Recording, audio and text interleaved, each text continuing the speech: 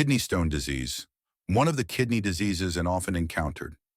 It is a common problem in India and the Middle East, while it is less common in Asia and the Far East around the world. It is very important to diagnose and treat this disease, which can lead to kidney loss if left untreated in a timely manner. In this video, we have created a detailed file for you about kidney stones. What are the symptoms? What are the causes, such as sand pouring? What are the kidney stones? If you watch the video to the end, you will get the answers to all the questions you have about kidney stones. Enjoy watching. Sand pouring is a discomfort that is often seen today due to changes in dietary patterns or lifestyle. It is stated that 10% of people in a society have spilled sand at least once in their life. Currently, the presence of the disease can be understood in the urinalysis performed as a result of some symptoms that the patient notices in the kidneys. In this analysis, blood cells such as erythrocytes and leukocytes can be seen in the urine in the case of sand pouring, while some crystals can also be found. It is usually necessary to start the application of antibiotics and painkillers to the patient who has certain symptoms and seems to be shedding sand.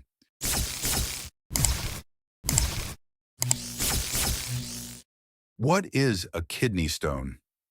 Hard structures formed by the combination of some minerals, usually for unknown reasons, in the kidney canals are called kidney stones. This disease, which is 3 times more common in men than in women, tends to recur mostly even if it is eliminated by treatment once it occurs. Although it can be seen at any age, it is observed more often in individuals in their 30s. If kidney stones are not treated, they lead to blockage of the kidney channels, which leads to an increase in pressure inside the kidney, resulting in impaired organ function along with severe pain. For this reason, people with kidney stones should definitely be treated even if they do not have pain. What are the symptoms of kidney stones? The most common known symptoms of kidney stone disease are as follows: severe chest, abdominal, and lower back pain, nausea and vomiting, the appearance of blood in the urine. Causes of kidney stones. Although the cause of kidney stone formation cannot be fully known, there are some factors that increase the risk of developing the disease. Individuals with a family history of kidney stone disease are very likely to develop this disease. Improper eating habits can also increase the risk of kidney stone formation. In addition, the factors that increase the risk of kidney stone formation are as follows: obesity, recurrent urinary tract infections. Having had a kidney stone problem before, insufficient physical activity, congenital kidney anomalies, the presence of any other disease in the kidneys, chronic intestinal problems, gout disease. Types of kidney stones. Kidney stones are divided into the following types according to the minerals that make up the stone. Calcium stones. These are stones formed by various compounds of calcium, such as calcium oxalate and calcium phosphate. About 75% of all cases of kidney stones are composed of calcium stones. Uric acid stones. This is a type of kidney stone that is usually found in people who eat a high-protein diet. Cystine stones.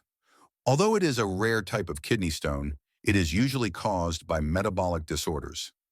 Sytrovite infection stones.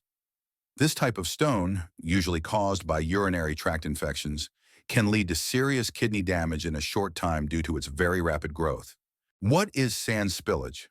Sand spillage is the inability of crystals, mainly phosphate, cystine, and oxalate, to dissolve in the urine at the temperature of the body, leaving them in the urine as solid particles.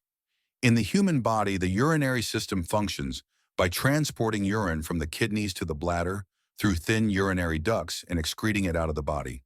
If there is sand or stones in the urine going from the kidneys to the bladder, the urine cannot easily pass through the fine urinary ducts and causes accumulation here.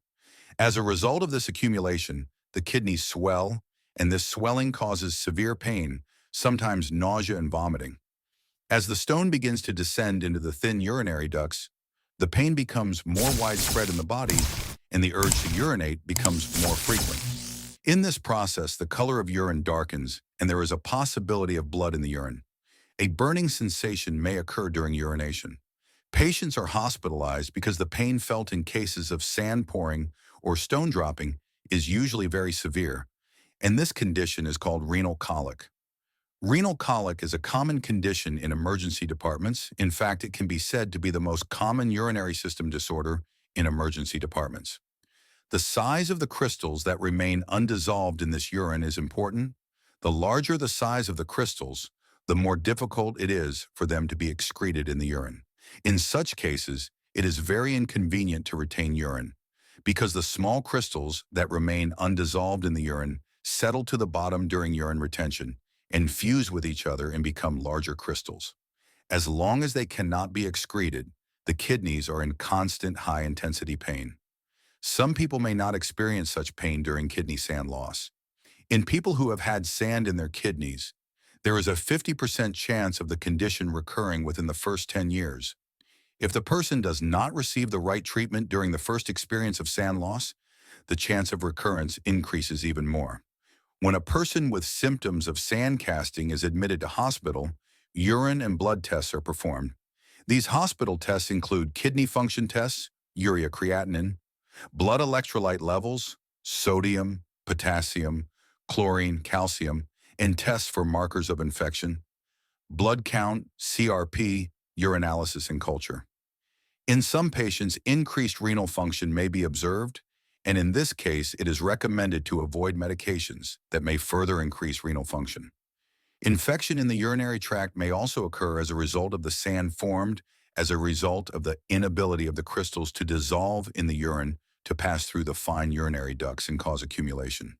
Patients with infection should be closely monitored, and the infection should be treated with appropriate antibiotics. After the infection is corrected with appropriate antibiotic treatment, appropriate treatment methods should be applied to ensure the proper flow of urine through the ducts. After it is understood that the patient has spilled sand, it may be necessary to observe where the fallen stone or spilled sand is located in the duct and to see the size of the swelling caused by obstruction in the kidney and to recommend a treatment method according to these conditions. The method used for this purpose is usually urinary tract ultrasonography. This method does not expose patients to radiation and can therefore be safely used in pregnant women and children.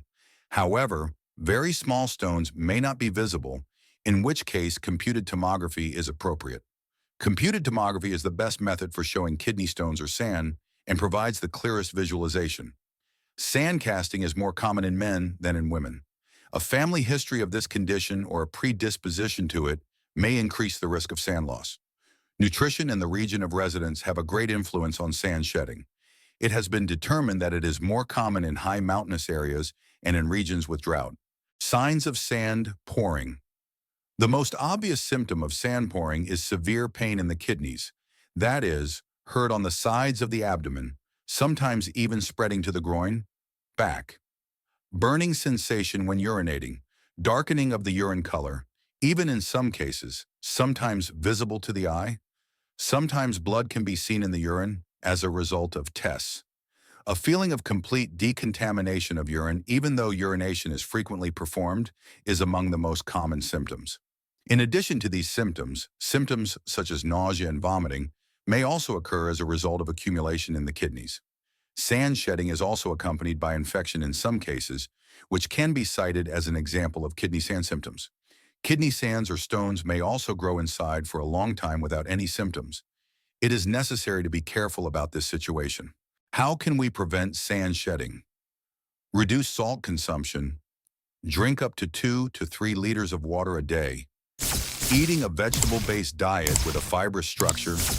Adopting an active lifestyle is one of the measures that can be taken to prevent the loss of sand or stones, as exercise is thought to prevent crystals from accumulating. Treatment of sand shedding patients. The size of the crystals, i.e., stones or sand that fall from the kidneys into the thin urinary ducts, is important for the treatment, and this size is determined by the film method. If the size is found to be less than 5 millimeters, it is said to have a high probability of falling out spontaneously. This probability is 70 to 85%. For sand or stones of this size, the use of painkillers is considered sufficient to reduce pain. In addition to painkillers, the patient is advised to drink plenty of fluids to increase the amount of urine and thus facilitate the excretion of small crystals.